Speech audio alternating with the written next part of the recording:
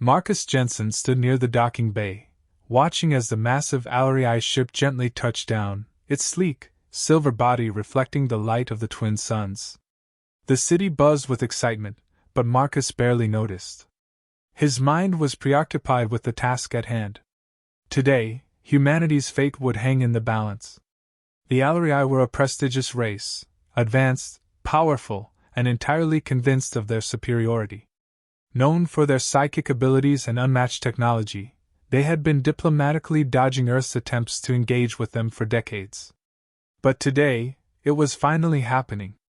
Earth's Galactic Council had arranged this historic meeting, and Marcus had been assigned to help facilitate the negotiations. "Stay calm, Marcus," he muttered to himself, adjusting his uniform as the spacecraft's hatch began to open. "They're just another alien species. You've dealt with them before." But that wasn't the truth. This wasn't just any meeting. The Alarii weren't merely a species, they were royalty. The sisters, Zerla and Lyraxe, were revered leaders, heirs to the Alarii Federation's vast empire. No one had ever seen them in person, and now they would be standing on Earth's soil, watching Marcus and his team with eyes that could pierce through any illusion. The hatch opened, and two figures descended from the ship, gliding effortlessly like ghosts. Tall, lithe, and impossibly graceful, the sisters were dressed in shimmering gowns that flowed as if they were woven from the stars themselves. Their skin glowed with an ethereal light, and their eyes, those piercing, alien eyes, studied the world around them like predators scanning for prey. Marcus stepped forward, his jaw tightening. He was no stranger to high-stakes diplomacy, but this was different. His reputation, humanity's place in the galaxy, and the future of Earth all rested on how well this encounter went. "Welcome, Your Highnesses," Marcus said, his voice smooth but carrying the weight of his position. He extended a hand, his heart racing. "I'm Marcus Jensen. It's an honor to." Zerla's sharp gaze cut through him like a blade. She didn't take his hand. "Human," she said, her voice cold, carrying a sense of superiority. "You are the one chosen to represent your species?" Marcus smiled, despite the sting of her words. "Yes, I am. And I've studied your culture extensively, Your Highness. I'm confident we'll find common ground." Lyraxe, who stood a few steps behind her sister, crossed her arms. Her gaze softened but not by much. "Common ground?" she repeated, as if the idea was preposterous. "You think we could have anything in common with you?" Marcus didn't flinch.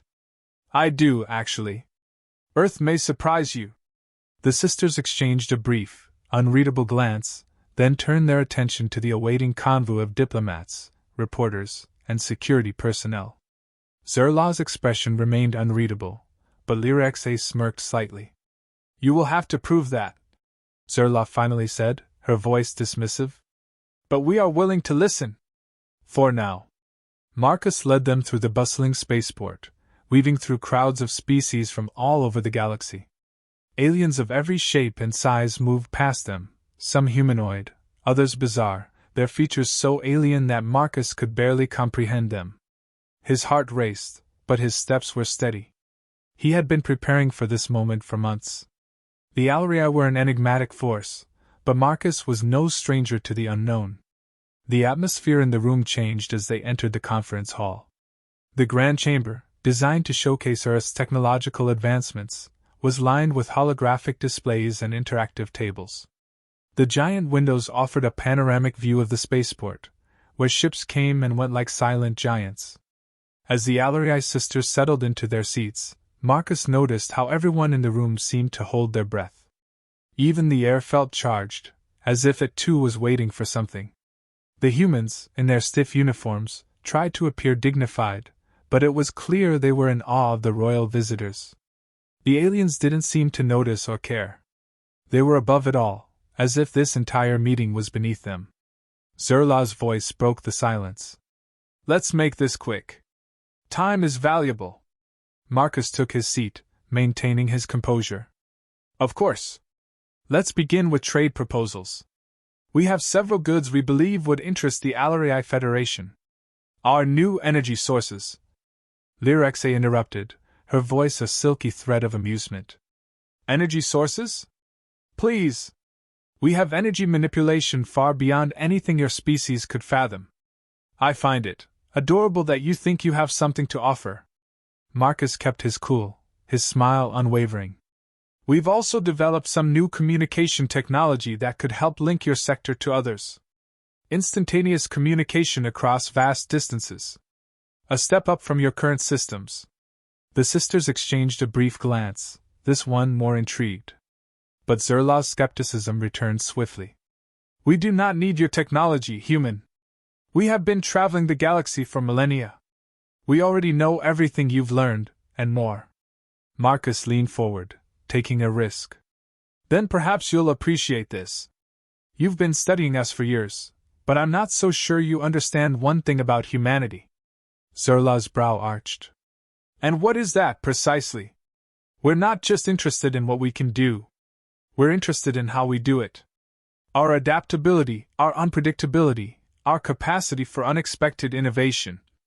Lyraxe chuckled, shaking her head. How quaint. Marcus didn't let her words discourage him. The truth is, your highnesses, the greatest strength humanity has is our potential. We're not limited by the past or by any expectation. And right now, you're looking at a species that's ready to surprise you. The room grew silent. The tension between the two parties hung in the air, thick and palpable. I'll admit, Zerla said slowly, there's something fascinating about your arrogance, human. Let's see if it lives up to the hype. And with that, the real negotiations began. But Marcus knew something was different. Something in the air had changed. The Ellery sisters, proud, haughty, and untouchable, had taken a step back. For the first time, they weren't so certain. For the first time, humanity had made them think. The morning after the initial meeting, the atmosphere at Earth's Galactic Council was tense. Marcus Jensen had expected the usual debriefing with his superiors, but the air felt heavier today, charged with something he couldn't place. The Ellery sisters, Zerla and Lyraxe, had left the conference hall abruptly the evening before, their demeanor colder than when they arrived.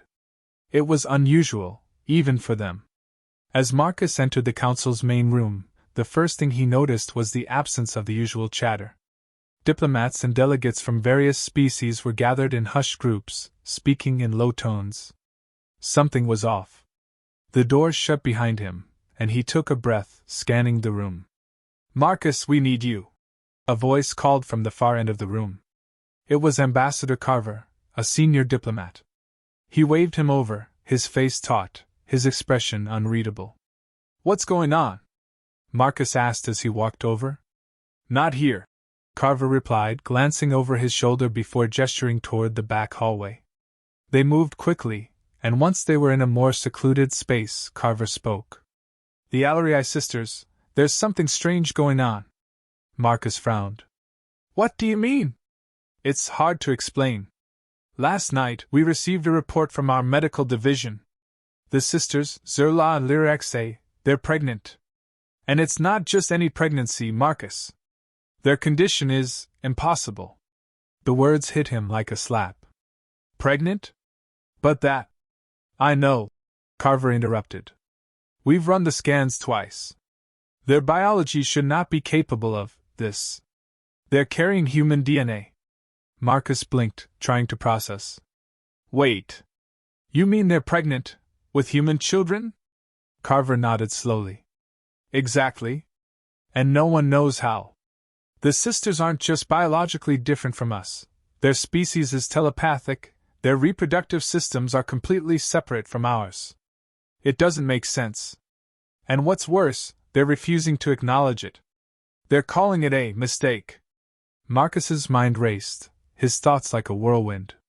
He had been in close proximity to the Ellery sisters during the previous day's meeting. He hadn't felt anything unusual at the time, but the intensity of their gazes, the almost hypnotic quality of their presence, now took on a new meaning. Are they trying to cover it up? Marcus asked, voice tight. Not exactly, Carver replied, glancing over his shoulder once more before lowering his voice. They haven't said anything to us yet, but word's getting out.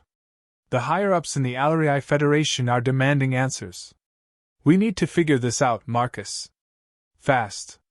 The room felt colder now, the weight of the situation pressing down on him. I didn't do anything, Marcus said, his voice barely a whisper. He was a diplomat, a negotiator, but this wasn't part of the job description. Carver's expression softened. No one is accusing you, Marcus. But there's a deeper problem here. If this becomes public knowledge, it could ignite an intergalactic crisis. The Alarii Federation has always prided itself on its purity, both biologically and culturally. This mistake could be seen as a threat to their entire way of life. And they'll blame Earth. Marcus stood still for a moment, the weight of it all sinking in. He could feel his pulse quickening, but he wasn't about to panic. Not yet. There had to be an explanation, something that could clear the air before things spiraled further. I'll talk to them, Marcus said finally, determination in his voice. I'll get to the bottom of this. Carver nodded. Be careful. We don't know how deep this goes, but it's clear that the Alarii aren't the only ones who'll be affected.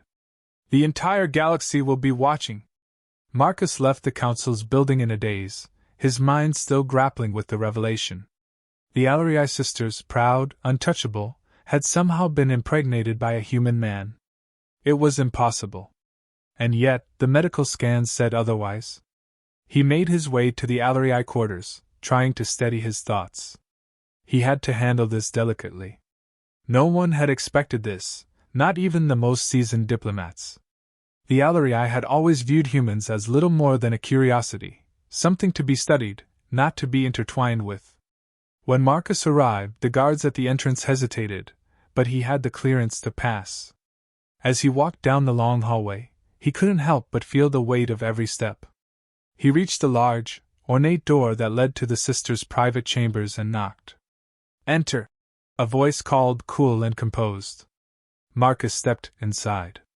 Zerla and Lyraxe were sitting on a plush, transparent surface that shimmered in the soft light of their quarters. The room was minimalist yet elegant, reflecting their high status. The moment they saw him, both sisters stiffened, their gazes hardening.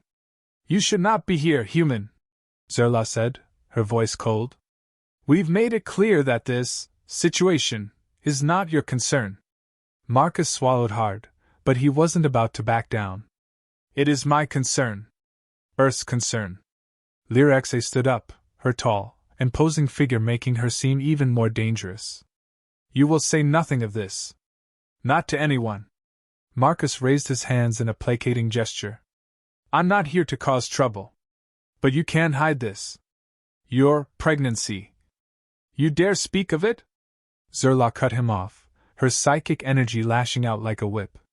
The room temperature dropped, and Marcus felt a pressure in his chest, but he stood his ground. I'm not trying to insult you, Marcus said, his voice steady despite the intense pressure. But this is not something we can ignore. It's going to come out. The Federation will not learn of this. Zerla snapped, her eyes flashing with warning. But they already have. Marcus shot back. It's not just the Federation I'm worried about. If this reaches the public, the whole galaxy will demand answers. The silence that followed was thick. Lyraxe looked at her sister, then back at Marcus. We didn't ask for this. It's not our fault. Marcus's voice softened. I don't think anyone's blaming you. But we need to figure out how this happened. I'm not going to let this destroy Earth standing in the galaxy. You don't want that either, do you? Zerla's gaze flickered. For a brief moment, Marcus saw a crack in her facade. Then it was gone. You have one chance, human. One. Marcus nodded. Then let's figure this out. Together. As he left the quarters, the weight of the situation didn't feel any lighter. The storm had only just begun, and the galaxy would soon learn that humanity wasn't just a curiosity anymore. It was about to become the center of a cosmic storm that no one saw coming. Marcus Jensen stood in front of the Galactic Council's Grand Hall, his stomach in knots. The Grand Chamber, normally filled with the soft hum of diplomatic discourse, felt eerily quiet. Delegates from across the galaxy, alien species of every shape and size, sat in their seats, their eyes fixed on the central podium. Today's session was going to be unlike any other. Today, he would present the most unbelievable discovery of his career. He took a deep breath and stepped forward, his confident stride betraying the storm that raged inside him. The galaxy's fate rested in his hands, and he wasn't about to back down. At the podium, Ambassador Carver was already speaking, addressing the gathered crowd. His voice, usually steady and calm, now had an edge of tension. "Esteemed members of the Galactic Council," he began, his gaze sweeping over the assembly. "We convene today under unusual circumstances, and I trust you will remain patient as we present something unprecedented." Marcus stepped beside Carver. The room went silent. All eyes turned to him. "I'm Marcus Jensen, human diplomat representing Earth's Galactic Council. What we have to discuss today is not easy. It involves two members of the Alarii royal family, Zerla and Lyraxe." He paused, watching the murmurs ripple through the assembly. A wave of skepticism was tangible, but Marcus pressed on. "Yesterday, our medical division received an unexpected report. Both sisters, despite their species biology, are pregnant, with human DNA." A stunned silence fell over the room. Even the most seasoned diplomats exchanged nervous glances. The Alarii, rulers of an empire known for their advanced technology and psychic prowess, were supposed to be untouchable. Pregnancies like this were biologically impossible. "Impossible!" a voice from the back called. A tall, blue-skinned delegate from the Zothran race stood up, his voice a mix of disbelief and concern. "How could this be? The Alarii are biologically incompatible with your species." "I don't know," Marcus replied, his voice steady, but his heart racing. "But the medical scans are clear. This isn't some biological anomaly. It's a new reality." Another voice rang out, this time, a voice that Marcus knew all too well. Zerla's cold, regal tone. "Enough, human." The Alarii sisters stood at the back of the room, their presence imposing as ever. Their eyes, usually filled with arrogance, now glinted with something darker, anger, perhaps, or fear. The room collectively held its breath. Marcus didn't flinch. If the sisters were going to face this, they were going to do it with eyes wide open. Zerla's gaze swept over the room, and her psychic presence flooded the space. "This is not for you to discuss," she said, her voice chilling. "This isn't your problem, human." Marcus turned to face her, unfazed by the psychic pressure that seemed to crawl under his skin. "With all due respect, Your Highness, this affects everyone in this room. You're not the only ones who will be affected by what's happening. The whole galaxy is watching. And if you keep hiding from the truth, it'll only make things worse." Lyraxe, standing beside her sister, finally spoke. "You don't understand the consequences. The Federation will see this as a betrayal, a weakness. We are the perfect beings, Marcus. This doesn't just tarnish our bloodline, it threatens our entire existence." Marcus didn't respond right away. He didn't need to. The tension was too thick to cut with words alone. The room was pulsing with the weight of their shared history, the Alarii's untouchable legacy, and the sudden, jarring reality that it could all come crashing down because of a human, because of him. "We can't let this tear the galaxy apart," Marcus said quietly, but firmly. He knew what had to happen. "We have to be open about this. We need to figure out what happened, why this happened. And we need to do it together." Zerla took a step forward, her eyes narrowing. "You're a fool, Marcus. You don't understand the intricacies of our people. You're playing with fire." Lyraxe added, her voice tinged with desperation. "This will destroy the balance. You cannot, you must not, let this become a scandal. We'll lose everything." "You're wrong," Marcus said, taking a step closer to them. The room, still silent, watched him closely. "You've always thought your superiority was enough. But it's not. No one is invincible. You've spent so long building a perfect image, perfect power, that you've forgotten the most important thing. No one can control everything. And now you have to face that." Zerla's face twitched, just barely, but it was enough for Marcus to see. The pride, the arrogance, the untouchable nature of the Alarii, everything she had believed in was cracking. He could feel it. But even with the weight of their crisis pressing down on them, Marcus knew they weren't going to back down. They were too proud. Too powerful. But maybe, just maybe, that could be their downfall. "This is bigger than pride," Marcus said, his voice firm. "It's bigger than your legacy. It's bigger than the Federation. This is about survival. This is about change. And the sooner you accept that, the sooner we can move forward." Zerla's eyes flashed, her psychic presence rising like a storm. "Enough! You speak as though you understand the true weight of this, human. You don't. You'll never understand." Marcus stood tall, locking eyes with her. "Maybe not. But I do know one thing. If we don't work together, if we don't face this head-on, everything you've worked for will fall apart. And you'll have no one to blame but yourselves." For a long moment, Zerla and Lyraxe remained silent, their gazes fixed on him. Then, without a word, they turned and walked out of the room, their regal figures disappearing into the hall. The room remained still. It was over.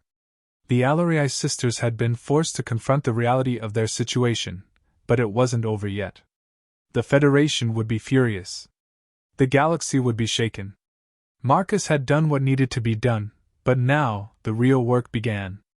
As the delegates slowly began to murmur amongst themselves, Marcus stood alone at the podium, staring at the empty space where the Alarii had stood. The galaxy was watching.